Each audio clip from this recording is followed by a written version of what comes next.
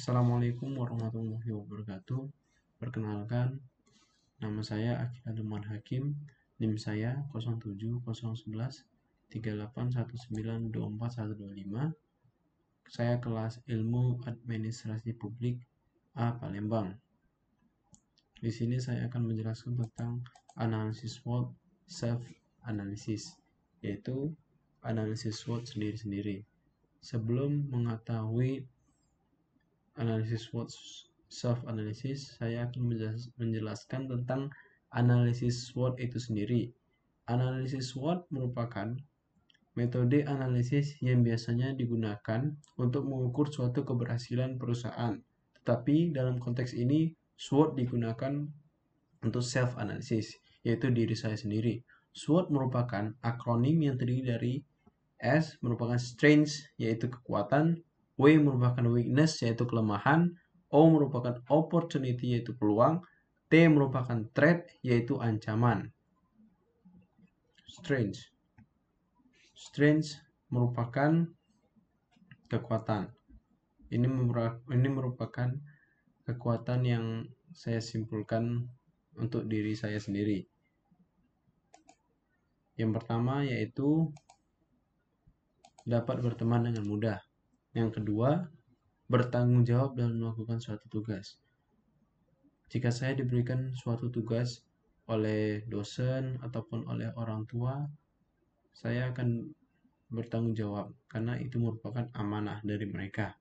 Yang ketiga itu mudah mempengaruhi orang lain.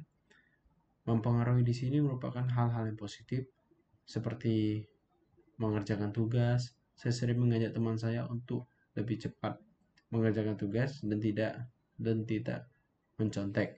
Yang keempat, memiliki jiwa kepemimpinan. Yang kelima, tidak dengan mudah percaya dengan orang yang baru dikenal. Yang keenam, mudah beradaptasi dengan lingkungan baru. Yang ketujuh, memiliki fokus yang baik. Yang kedelapan, berani dalam mengambil risiko. Berikutnya adalah weakness, kelemahan dalam diri saya. Yang pertama yaitu boros dalam keuangan. Yang kedua, sering menunda sesuatu jika terlihat mudah. Yang ketiga, saya mudah terbawa suasana. Yang keempat, saya cepat bosan. Yang kelima, terkadang saya sering lupa. Yang keenam, saya susah mengatur waktu dengan baik. Yang ketujuh, suka menunda mengerjakan. Ini sama seperti nomor 2, tetapi ini lebih spesifik, yaitu ketika mengerjakan tugas. Saya sering menunda tugas jika tugas itu terlihat mudah, karena bisa saya kerjakan beberapa jam sebelum dikumpul.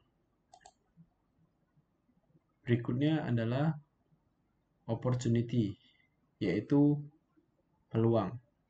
Yang pertama yaitu saya memiliki banyak teman.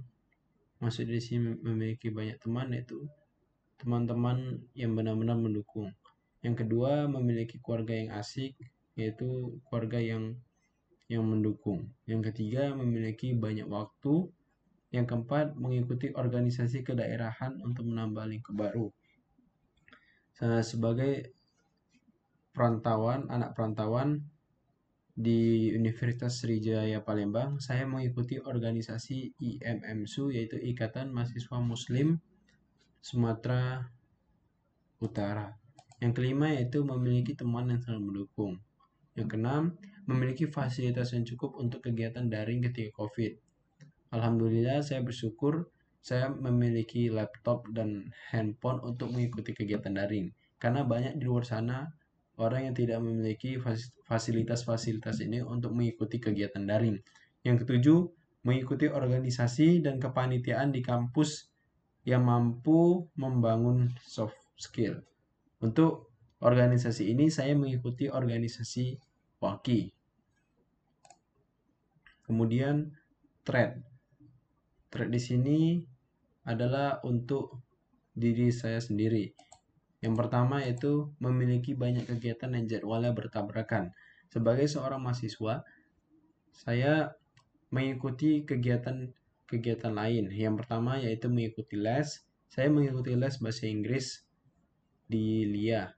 Yang kedua yaitu mengikuti kegiatan organisasi. Terkadang semua kegiatan ini memiliki jadwal yang sama atau memiliki rapat misalnya di waktu yang sama, sehingga saya harus memprioritaskan. Tentu saja saya memprioritaskan mata kuliah. Yang kedua, banyak tugas kuliah yang memiliki jadwal deadline yang sama.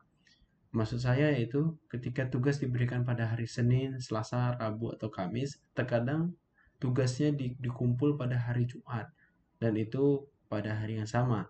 Yang ketiga, lapangan pekerjaannya semakin sedikit untuk jurusan saya. Mengapa? Karena tentu saja tiap tahun selalu ada lulusan-lulusan sarjana baru.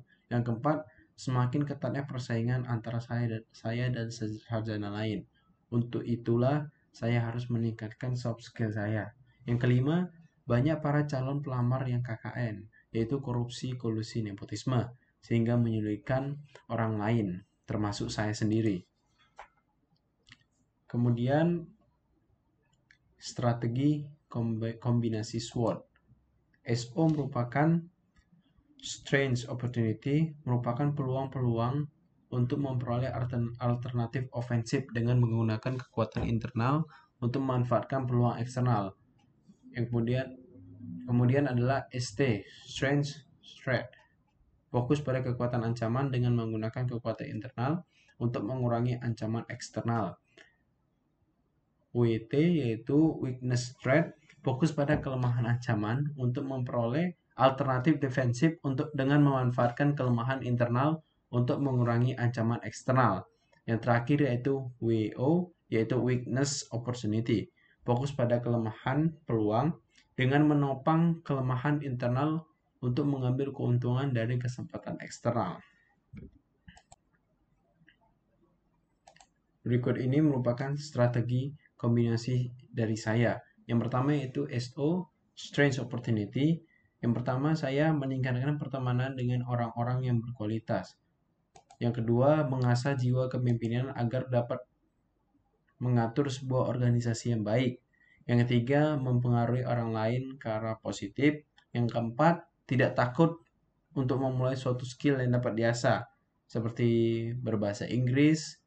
Yang berikutnya itu strategi weakness opportunity. Yang pertama itu belajar dari teman agar tidak boros. Yang kedua, belajar mengatur waktu untuk kegiatan yang produktif.